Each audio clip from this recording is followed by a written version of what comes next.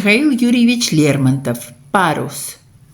Белеет парус одинокой в тумане моря голубом.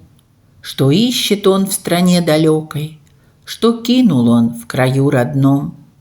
Играют волны, ветер свищет, и мачта гнется и скрипит.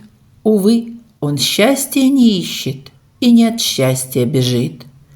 Под ним струя светлей лазури, над ним луч солнца золотой, а он, мятежный, просит бури, как будто в бурях есть покой.